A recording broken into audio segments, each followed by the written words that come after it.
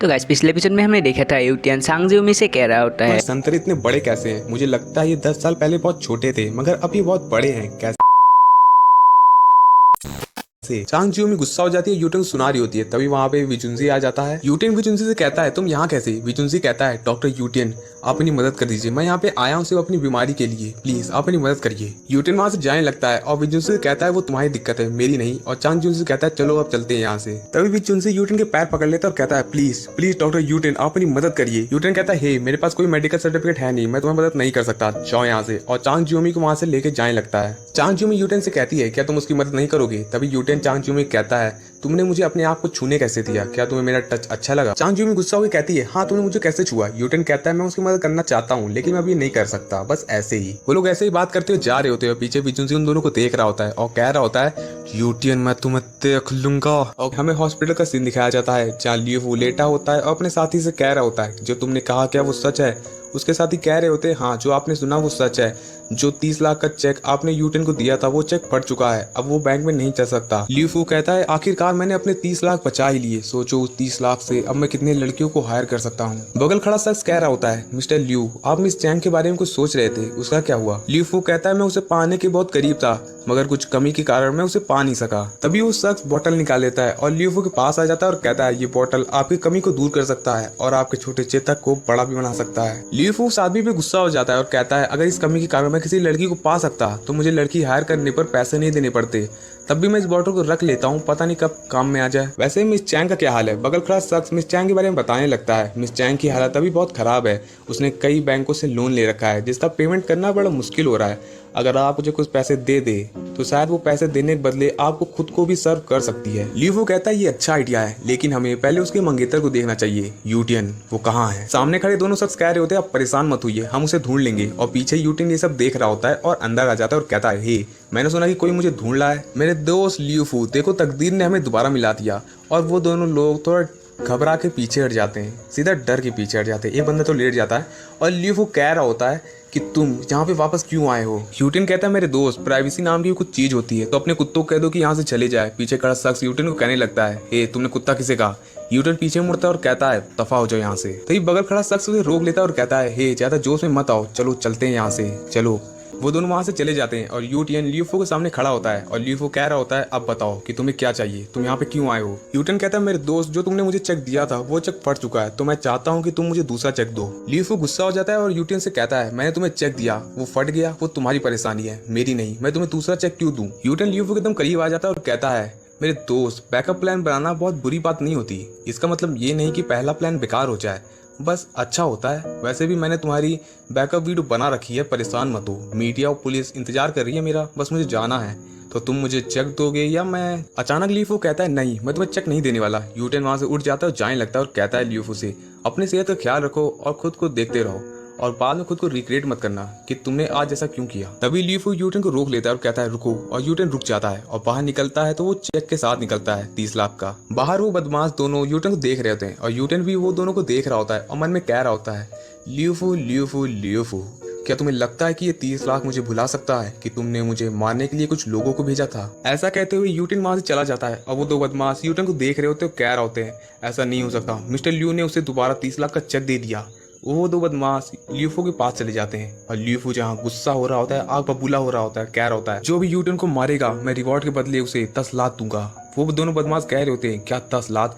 और वो ल्यूफो के सामने झुक जाते हैं और कहते हैं बॉस आपकी आज्ञा सर आंखों पर। फिर सीन कट होता है, हमें ईस्टर्न टाउन का ये रेस्टोरेंट प्लेस दिखाया जाता है और ये रेस्टोरेंट का मैं बता दूं जो आगे ये लिखा है YE, ये एक तरह का सरनेम है यूटेन फैमिली का और यूटेन का पूरा नाम है ये यूटेन। और जो 2089 का फेमस डॉक्टर मेडिसिन गॉड जो आया है 2019 में उसका नाम भी ये यूटेन है और जिस बॉडी में रह रहा है उसका नाम भी ये यूटेन है।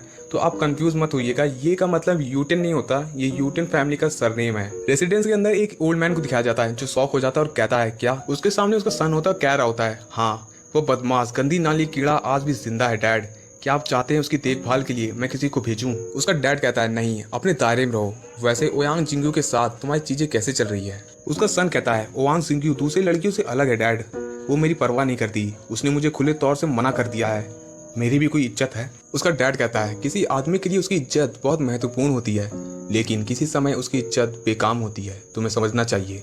उसका सन कहता है लेकिन जो किया गया है उसे बदला नहीं जा सकता, है ना? उसका डैड कहता है क्या तुम्हें मरना है? हमें दूसरे साइड स्टडी रूम को दिखाया जाता है जहाँ पे दो लोग होते हैं। उनमें से एक यूटन फैमिली का हेड होता है जिनका नाम ये हाउंटेंग होता है और दूसरे इंसान का नाम ये होंगडोंग होता है। और ये किसकी तरह दिखते हैं मुझे बताने की जरूरत नहीं है, ये यूटन के फादर है। हेयर स्टाइल, वाइट कपड़े, व्हाइट पहने, एकदम सेम। अपने फादर से कह रहे होते हैं भले ही विरोंग की गर्भ से वो नहीं निकला, विरोंग इसकी वाइफ है, मगर वो मेरा एक लौता बेटा है। डैड मुझे आशा है कि आप मेरी इच्छा को स्वीकार करेंगे और उसे अंदर ले जाने देंगे। उसके डैड कहते हैं तुम उसे अंदर ले जाओगे, उसके जैसा प्ले बॉय इस दुनिया में नहीं है। तुम उस गंदी नाली कीड़े को अपने पास रखोगे, ये फैमिली इस शर्म को बर्दाश्त नहीं करेगी। वो गंदी नाली का कीड़ा इस परिवार में कभी नहीं आएगा जब तक मैं जिंदा हूँ। और दूसरे सीन में यूटन के डैड ड्रिंक पर ड्रिंक करी जा रहे होते हैं और उसके पीछे उसकी वाइफ आ जाती है और कहती है पीने से कोई हल नहीं निकलने वाला, क्या उस ओल्ड मैन ने तुम्हें फिर से रिजेक्ट कर दिया? तभी यूटन फादर उसे देखने लगते हैं और उसकी वाइफ उनके एकदम करीब आ जाती है और कहती है ये मेरी गलती है कि मैं तुम्हारी बच्चे की मां नहीं बन सकती। यूटन के फादर अपनी वाइफ से कहते हैं मैं तुम्हें दोष नहीं दे रहा हूँ, बस मैं अपने लड़के की चिंता कर रहा हूँ, मैंने पहले ही उसकी माँ को धोखा दिया है। तभी उसकी वाइफ कहती है वो तो बस बीता हुआ कल है, मुझे वैसे आपको कुछ बताना है। मैंने सुना है बच्चे की कंपनी मुसीबत में है, आपको कुछ समय निकालकर उस पर गौर करना चाहिए। यूटन के फादर कहते हैं किसी की हिम्मत कैसे हुई मेरे बेटे की कंपनी के साथ खिलवाड़ करने की, उसके अंदर मौत का खौफ होना चाहिए, यह जरूर वही। तभी उसकी वाइफ कहती है बिना सबूत के किसी को भी इंजाम लगाना ये सही नहीं होगा। तभी यूटन के फादर अपना हाथ टेस्ट पर पटकते हैं। फिर सीन कट होता है, मैं यूटन की कंपनी को दिखाया जाता है जहाँ मिस चैंग बैठी होती है, अपने सेक्रेटरी से कह रही होती है मिलने की जगह तय हो गई है। उसकी सेक्रेटरी कहती है क्या तय हो गई? आपको वहाँ जाने के लिए किसी के साथी की जरूरत होगी। मिस चैंग कहती है साथी? ऐसा नहीं है कि मेरा कोई मंगेतर नहीं है, मुझे कोई साथी की आवश्यकता नहीं है। तभी सेक्रेटरी कहती है आपका मंगेतर लापता है, आपको एक साथी की जरूरत है, आप उसके साथ नहीं जा सकती। गवर्नर जू बहुत बेकार आदमी है, आप उसके साथ जाकर खुद को खतरे में डाल देंगी। तभी मिस चैंग खड़ी हो जाती है और कहती है फिर से तुम ये बात फिर दोहरा रही हो, मैं उस गंदे आदमी की मंगेतर हूँ, मुझे अपनी रक्षा करने के लिए किसी अन्य आदमी की जरूरत नहीं है, अब चलो यहाँ से। और उसकी सेक्रेटरी पीछे से कह रही होती है मिस चैंग, और मन में कहने लगती है यूटियन तुम गंदे इंसान, कहाँ हो तुम? फिर सीन कट होता है, हमें एक होटल के रूम को दिखाया जाता है जिसके बाहर लिखा होता है री हेवनली लेक। मिस चैंग वहाँ पहुंच जाती है और कहती है गवर्नर जू मुझे माफ करिएगा, मुझे आने में देर हो गई। गवर्नर जू कहते हैं कोई बात नहीं, हम सोचेंगे कि आप कोई काम में बिजी हो गए होंगी, आइए बैठिए। और मिस चैंग वहाँ बैठती है तो एक इंसान को देखती है और कहती है ये कौन है? गवर्नर जू बताता है कि वो गवर्नर वोंग है, वो 2 दिन पहले ही यहाँ ट्रांसफर हुए हैं। तभी मिस्टर वोंग मिस चैंग से हाथ मिलाता है, मिस चैंग भी उसे हाथ मिलाती है और बगल में मिस चैंग की सेक्रेटरी भी खड़ी होती है। मिस चैंग नोटिस करती है वोंग उसका हाथ बहुत ज्यादा टाइट पकड़ा होता है, छोड़ नहीं रहा होता है।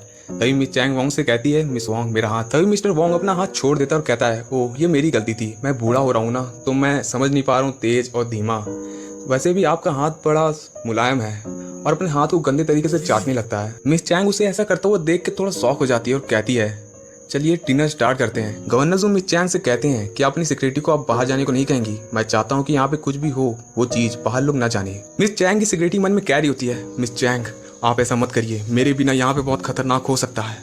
फिर मिस चैंग गवर्नर जू से कहती है वो मेरी बहन जैसी है तो मैं उस पर विश्वास करती हूँ, ऐसी कोई बात नहीं जो यहाँ से बाहर जाएगी। गवर्नर जू मिस चैंग से कहता है मतलब आपको हम पे भरोसा नहीं है, तो इस डील का करने का मतलब क्या हुआ? मिस चैंग ये सब सुनने के बाद शॉक हो जाती है और अपने सेक्रेटरी को कहती है जाओ यहाँ से।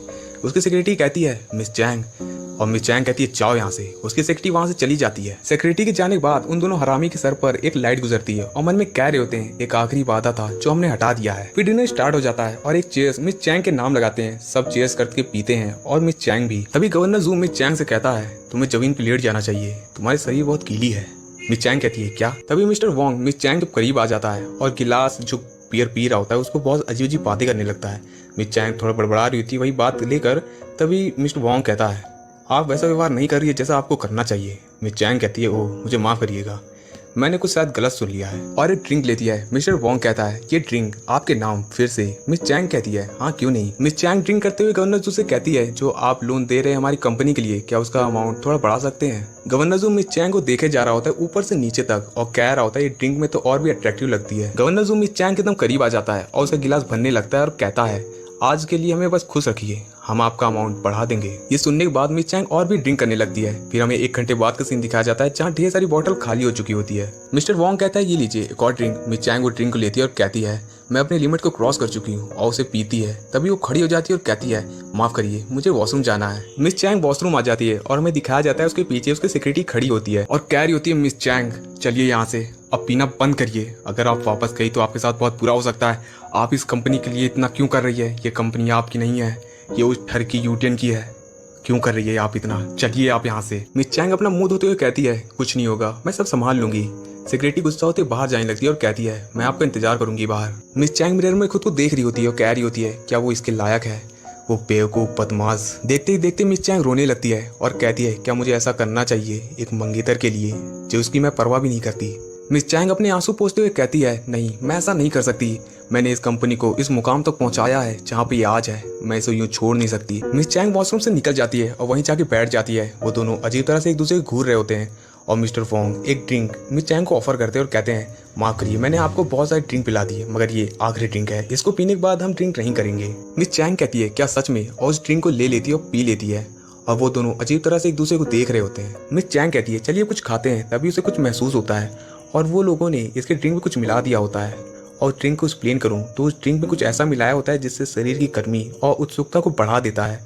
और ज़्यादा एक्सप्लेन करने के लिए मेरे पास कोई शब्द नहीं है इसके लिए। मिस चैंग उन दोनों को देख रही होती है और कहती है, इन बदमाशों ने मेरे ड्रिंक में कुछ मिलाया है, और गिलास नीचे गिरा देती है जिससे वो टूट जाता है। और मिस चैंग उठ जाती है और कहती है, माफ़ करिए, मुझे दोबारा वॉशरूम जाना है, और वहाँ से चली जाती है। फिर हमें होटल का सीन दिखाते हैं जिसका ग्रैंड स्क्वेयर होटल नाम होता है। और मिस चैंग जा रही होती है और कह रही होती है मन में, मुझे तेज़ी से भागना होगा, यहाँ से जाना होगा, किसी भी हालत में जितनी दूर हो सके मुझे यहाँ से जाना होगा। तभी मिस चैंग नीचे गिरने लगती है। तभी उसे कोई पकड़ लेता है और वो कोई नहीं यूटियन होता है। यूटियन उसे संभालता है और कहता है, हे, मुझे उम्मीद नहीं थी कि मैं तुमसे ऐसे मिलूंगा। लेक को देखते हैं जहाँ पे गवर्नर जू और मिस्टर वोंग बैठे होते हैं। मिस्टर वोंग कह रहे होते हैं, वो एक बार तो वॉशरूम जा चुकी है, अभी दोबारा क्यों जा रही है? क्या वो यहाँ से भागना चाहती है? गवर्नर जू कहता है, अगर ऐसा है तो वो लेडी प्रतिक्रिया करने में बहुत तेज है, उसने दवा का असर होते ही उसने सही फैसला लिया। वो दोनों वॉशरूम की तरफ देखे जा रहे होते हैं और एक बार की खड़े होते हैं और भागने लगते हैं और कहते हैं, जल्दी चलो, हम उसे भागने नहीं दे सकते। फिर सीन कट होता है, हमें दिखाया जाता है यूटियन मिस चैंग को एक दूसरे होटल ले आया होता है और बाथटब में लेटाया होता है कुछ दवाई डालकर, जिससे जो दवाई मिस चैंग को पिलाई गई थी उसका असर कम हो सके। यूटियन मिस चैंग के सर पर हाथ रखता है और कहता है, तुम भयानक सा महसूस कर रही हो, चिंता मत करो, सब ठीक हो जाएगा। और मन में कह रहा होता है, इसे जो दवाई पिलाई गई है उसका इलाज अभी मेरे पास नहीं है,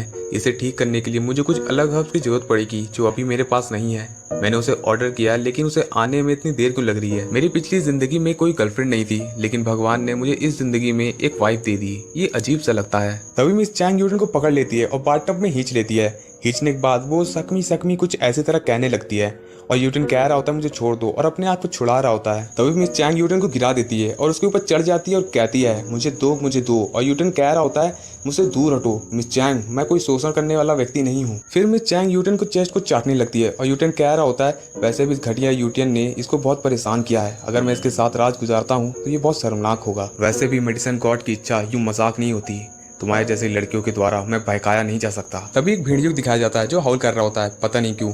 तभी यूटियन कहता है, नहीं ऐसा नहीं हो सकता, और वो एक दवाई अपने मुंह में खा लेता है और वो भेड़िया एक पप्पी जैसा बन जाता है, छोटा सा। यूटियन कहता है, अच्छा है मेरे पास ये दवाई थी, इससे मैं काबू में रहूंगा। और सामने देख के वो शौक हो जाता है कि मिस चैंग अब रोने लगती है और कह रही होती है, मुझे नहीं चाहिए, तब भी मुझे दो, मुझे दो। यूटियन मिस चैंग को रोते हुए देख के कहता है, ऐसा ही चलता रहा तो इसकी मौत भी हो सकती है, इसका इलाज जल्दी करना होगा।